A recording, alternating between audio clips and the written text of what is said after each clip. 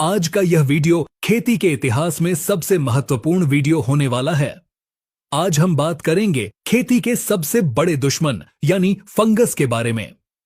अक्सर हम देखते हैं कि किसान भाई बिना बीमारी की पहचान किए बाजार से महंगी दवाइयां लाकर डाल देते हैं, लेकिन रिजल्ट नहीं मिलता। इसका कारण है सही जानकारी की कमी। आज के इस विशेष एपिसोड में हम फंगस का पूरा विज्ञान समझेंगे। फंगस क्या है, यह कितने प्रकार की होती है, किस फसल में कौन सी फंगस लगती है और सबसे महत्वपूर्ण बात, किस फंगस के लिए कौन सा टेक्निकल सॉल्ट इस्तेमाल करना चाहिए। हम रसायनों के ग्रुप और उनके काम करने के तरीके पर भी बात करेंगे। तो चलिए शुरू करते हैं फंगस की पूरी ABCD। सबसे पहले समझते हैं कि आखिर यह फंगस या फफूंद है क्या। सरल वैज्ञानिक भाषा में कहें तो फंगस एक प्रकार का परजीवी पौधा है।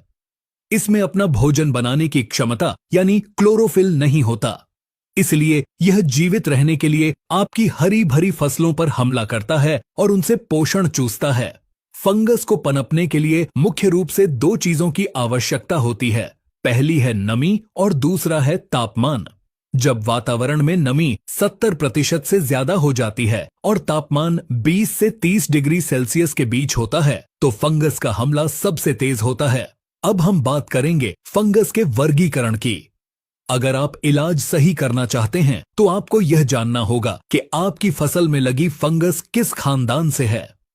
वैज्ञानिक रूप से कृषि में नुकसान पहुंचाने वाली फंगस को 4 मुख्य वर्गों में बांटा गया है। पहला वर्ग है ओमाइसेट्स। इसे हम वाटर मोल्ड या गीली फंगस भी कहते हैं। इसमें डाउनी मिल्ड्यू और फाइटोफथोरा जैसे रोग आते हैं। किसान भाइयों ध्यान दें, यह वर्ग बहुत महत्वपूर्ण है क्योंकि इस पर साधारण फफूंदनाशक काम नहीं करते। इसके लिए विशेष रसायनों की जरूरत होती है। दूसरा वर्ग है एस्कोमाइसेट्स। यह फंगस का सबसे बड़ा परिवार है। आपकी फसलों में लगने वाला पाउडरी मिल्ड्यू, एंथ्रेक्नोज और तना गलन इसी वर्ग में आते हैं। तीसरा वर्ग है बेसिडियोमाइसेट्स। इसमें मुख्य रूप से रस्ट यानी गेरुई रोग और स्मट यानी कंडवा रोग आते हैं, जो आप गेहूं या सरसों में देखते हैं। चौथा वर्ग है ड्यूटरमाइसेट्स। इसे हम अपूर्ण कवक भी कहते हैं। फसलों में लगने वाला अर्ली ब्लाइट यानी अगेती झुलसा और विल्ट यानी उकठा रोग इसी श्रेणी में आता है। अब हम आगे बढ़ते हैं और जानते हैं कि आप अपने खेत में खड़े होकर फंगस की पहचान कैसे करेंगे। अलग अलग रोगों के लक्षण अलग अलग होते हैं। हम प्रमुख 7 प्रकार के फंगल रोगों की पहचान करना सीखेंगे। सबसे पहले बात करते हैं ब्लाइट यानी झुलसा रोग की। यह 2 तरह का होता है, अगेती झुलसा और पछेती झुलसा। अगेती झुलसा में पत्तियों पर गोल गोल छल्लेदार धब्बे बनते हैं जो देखने में किसी टारगेट बोर्ड जैसे लगते हैं। वहीं पछेती झुलसा बहुत खतरनाक होता है। इसमें पत्तियों के किनारे जलने लगते हैं और बहुत तेजी से पूरा पौधा काला पड़ जाता है।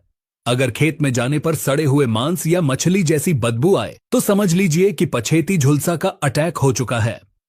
दूसरा प्रमुख रोग है मिल्ड्यू यानी आसिता। यह भी 2 प्रकार का होता है। पहला है पाउडरी मिल्ड्यू।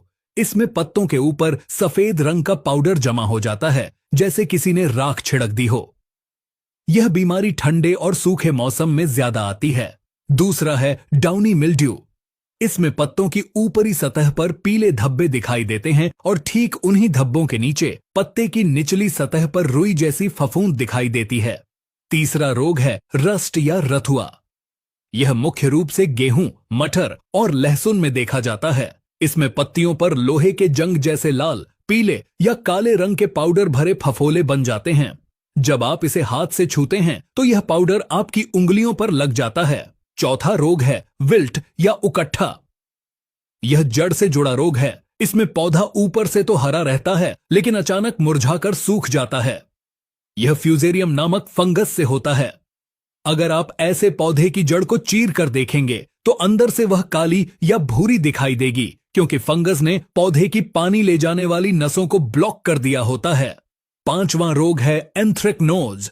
इसे श्याम वर्ण भी कहते हैं। यह मिर्च, टमाटर और फलों में ज्यादा आता है। इसमें फलों पर काले रंग के धब्बे बनते हैं जो अंदर की तरफ धंसे हुए होते हैं। 6ठा रोग है स्मट या कंडवा। यह अनाज वाली फसलों में होता है।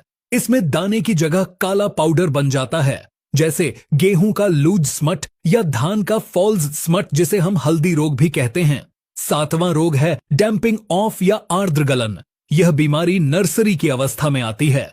इसमें नन्हे पौधे जमीन की सतह के पास से गल जाते हैं और गिरकर मर जाते हैं। अब हम वीडियो के सबसे विस्तृत भाग की ओर बढ़ते हैं। हम एक एक करके प्रमुख फसलों की बात करेंगे और जानेंगे कि किस फसल में कौन सी फंगस सबसे ज्यादा नुकसान पहुंचाती है और उसका स्पेसिफिक इलाज क्या है। सबसे पहले बात करते हैं भारत की प्रमुख फसल धान की।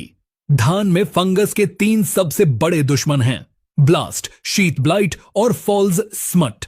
ब्लास्ट रोग में पत्तियों पर आंख के आकार के धब्बे बनते हैं जो बीच से राख के रंग के और किनारे से भूरे होते हैं। इसके इलाज के लिए आप ट्राइसाइक्लाजोल 75% WP का इस्तेमाल कर सकते हैं। दूसरा है शीथ ब्लाइट। इसमें तने पर सांप की केचुल जैसे बड़े बड़े धब्बे बन जाते हैं। इसके लिए हेक्साकोनाजोल या वैलिडामाइसिन का प्रयोग सबसे अच्छा रहता है। तीसरा है हल्दी रोग। इसके लिए कॉपर ऑक्सीक्लोराइड या प्रोपिकोनाजोल का छिड़काव बालियां निकलने से पहले करना चाहिए। अब बात करते हैं गेहूं की। गेहूं में सबसे ज्यादा डर रस्ट यानी गेरुई का होता है। पीला रथवा, भूरा रथवा और काला रथवा। पीला रथवा में पत्तियों पर पीले रंग की धारियां बन जाती हैं। जैसे ही आपको यह लक्षण दिखें, तुरंत प्रोपिकोनाजोल 25% EC या टेबुकोनाजोल का छिड़काव करें। गेहूं में करनाल बंट भी एक समस्या है, जिससे बचाने के लिए बीज उपचार बहुत जरूरी है। अब आते हैं सब्जियों पर। आलू और टमाटर, इन दोनों फसलों का सबसे बड़ा काल है लेट ब्लाइट यानी पछेती झुलसा। अगर मौसम में कोहरा है और बादल छाए हुए हैं तो किसान भाइयों को बहुत सतर्क रहना चाहिए। बचाव के लिए मैकोजेब 75% का छिड़काव करते रहें। लेकिन अगर बीमारी आ गई है तो आपको साइमोक्सानिल और मैकोजेब के मिश्रण या फिर डाइमेथोमोर्फ जैसे रसायनों का प्रयोग करना होगा। मिर्च की फसल में सबसे ज्यादा समस्या आती है डाइबैक और फ्रूट रॉट की। डाइबैक में टहनियां ऊपर से नीचे की ओर सूखने लगती हैं। इसके लिए एजोक्सिस्ट्रोबिन और डाइफेनोकोनाजोल का कॉम्बिनेशन बहुत अच्छा काम करता है। दलहनी फसलों जैसे चना और अरहर में सबसे बड़ी समस्या उकठा रोग की है। उकठा रोग का कोई भी रासायनिक इलाज खड़ी फसल में 100% कारगर नहीं है। इसका सबसे अच्छा उपाय है बीज उपचार। बीज को ट्राइकोडर्मा विरिडी या कार्बेंडाजिम से उपचारित करके ही बोएं। अगर खड़ी फसल में समस्या आती है तो आप कॉपर ऑक्सीक्लोराइड की ड्रेंचिंग कर सकते हैं, यानी दवा का घोल बनाकर जड़ों में डाल सकते हैं। अब हम वीडियो के उस हिस्से पर आते हैं जो आपको एक एक्सपर्ट किसान बनाएगा। हम बात करेंगे फफूंदनाशकों यानी फंगीसाइड के प्रकार और उनके काम करने के तरीके की। बाजार में सैकड़ों नाम से दवाएं आती हैं, लेकिन वे मुख्य रूप से 3 श्रेणियों में काम करती हैं। पहली श्रेणी है कॉन्टैक्ट फंगीसाइड यानी संपर्क फफूंदनाशक। जैसा कि नाम से पता चलता है, ये दवाएं फंगस के संपर्क में आते ही उसे मार देती हैं। ये दवाएं पत्तों के ऊपर एक कवच बना देती हैं। इनका असर 7 से 10 दिन तक रहता है। इसके प्रमुख उदाहरण हैं मैनकोजेब, जिसे आप M45 के नाम से जानते हैं। दूसरा है कॉपर ऑक्सीक्लोराइड, जो फंगस और बैक्टीरिया दोनों को मारता है। तीसरा है सल्फर, जो पाउडरी मिल्ड्यू के लिए सबसे सस्ता और अच्छा है। और चौथा है क्लोरोथैलोनिल, जो सब्जियों के लिए बेहतरीन है। कॉन्टैक्ट फंगीसाइड का इस्तेमाल हमें बीमारी आने से पहले बचाव के रूप में करना चाहिए।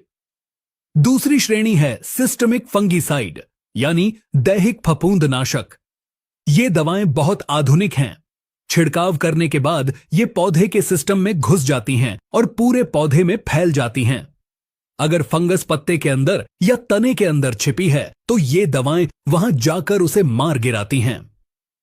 बरसात के मौसम में ये बहुत कारगर होती हैं, क्योंकि छिड़काव के 2-3 घंटे बाद अगर बारिश हो जाए तो भी दवा अपना काम करती रहती है। इसके कुछ प्रमुख ग्रुप हैं। सबसे पहला और सबसे प्रसिद्ध ग्रुप है ट्राइजोल ग्रुप। इसमें टेबुकोनाजोल, प्रोपिकोनाजोल और हेक्साकोनाजोल जैसी दवाएं आती हैं। यह ग्रुप रस्ट और लीफ स्पॉट के लिए बहुत अच्छा है। दूसरा ग्रुप है स्ट्रोबिलुरिन ग्रुप। यह आज के समय का सबसे एडवांस ग्रुप है। इसमें एजॉक्सीस्ट्रोबिन, पायराक्लोस्ट्रोबिन और ट्राइफ्लॉक्सीस्ट्रोबिन आते हैं। यह ग्रुप न केवल फंगस को मारता है बल्कि पौधे को हरा भरा रखने और पैदावार बढ़ाने में भी मदद करता है। इसे हम एमिस्टार टेक्नोलॉजी के नाम से भी जानते हैं। तीसरा ग्रुप है बेंजिमिडाजोल ग्रुप, जिसमें कार्बेंडाजिम आता है। यह एक पुराना लेकिन बहुत प्रभावी सिस्टमिक फंगिसाइड है जो बीज उपचार और जड़ रोगों के लिए बहुत उपयोगी है। तीसरी श्रेणी है ट्रांसलैमिनार फंगिसाइड। यह एक विशेष श्रेणी है। इसमें दवा पत्ते की ऊपरी सतह पर गिरने के बाद पत्ते के आर पार होकर निचली सतह तक पहुंच जाती है। चूंकि बहुत सारी फंगस पत्ते के नीचे छिपी होती है, इसलिए ये दवाएं बहुत अच्छा रिजल्ट देती हैं। अब एक बहुत ही महत्वपूर्ण सवाल, किस बीमारी में कौन सा केमिकल मिलाएं? इसे हम फंगिसाइड कॉम्बिनेशन कहते हैं। जब बीमारी बहुत ज्यादा बढ़ जाए या आपको समझ न आए कि कौन सी फंगस है, तो हमें दो अलग अलग मोड ऑफ एक्शन वाली दवाओं का मिश्रण इस्तेमाल करना चाहिए। पहला सुपर कॉम्बिनेशन है मैकोजेब और मेटालेक्सिल। यह रिडोमिल गोल्ड के नाम से बाजार में मिलता है। यह डाउनी मिल्ड्यू और पछेती झुलसा का ब्रह्मास्त्र है। मेटालेक्सिल अंदर जाकर काम करता है और मैकोजेब बाहर से सुरक्षा देता है। दूसरा सुपर कॉम्बिनेशन है एजॉक्सीस्ट्रोबिन और डाइफेनोकोनाजोल। यह एमिस्टार टॉप के नाम से प्रसिद्ध है। यह सब्जी वर्गीय फसलों, खासकर मिर्च, टमाटर और ककड़ी के लिए एक बेहतरीन दवा है। यह लगभग सभी प्रकार की फंगस को कंट्रोल करता है और फसल की क्वालिटी भी सुधारता है। तीसरा कॉम्बिनेशन है टेबुकोनाजोल और ट्राइफ्लॉक्सीस्ट्रोबिन, जिसे हम नेटिवो के नाम से जानते हैं। यह धान और गेहूं के लिए बहुत भारी और महंगी दवा है, लेकिन इसका रिजल्ट 100% है। यह शीत ब्लाइट और रस्ट दोनों को पूरी तरह खत्म कर देता है। चौथा कॉम्बिनेशन है फ्लुओपाइरम और टेबुकोनाजोल। यह लूना एक्सपीरियंस के नाम से आता है। यह नई जनरेशन की दवा है जो मुश्किल से मुश्किल फंगस को भी कंट्रोल करने की क्षमता रखती है। किसान भाइयों, रसायनों के अलावा जैविक खेती में भी फंगस का बहुत सटीक इलाज है। अगर आप रसायनों से बचना चाहते हैं या अपनी मिट्टी को सुधारना चाहते हैं, तो बायो फंगिसाइड का प्रयोग करें। इसमें सबसे प्रमुख है ट्राइकोडर्मा विरिडी। ट्राइकोडर्मा एक मित्र फफूंद है। यह मिट्टी में मौजूद हानिकारक फंगस को अपना भोजन बना लेती है। बुवाई से पहले 1 एकड़ खेत के लिए 2 किलो ट्राइकोडर्मा को 100 किलो गोबर की खाद में मिलाकर खेत में बिखेर दें। इससे उकठा और जड़ गलन की समस्या 70% तक कम हो जाती है। दूसरा जैविक हथियार है स्यूडोमोनास। यह एक बैक्टीरिया है जो फंगस को रोकता है। इसका उपयोग बीज उपचार और खड़ी फसल में छिड़काव दोनों के लिए किया जा सकता है। यह धान के ब्लाइट और बैक्टीरियल रोगों में बहुत अच्छा काम करता है। अब वीडियो के अंतिम चरण में हम आपको स्प्रे करने की सही तकनीक और सावधानियों के बारे में बताएंगे जो दवा के असर को दोगुना कर सकती हैं।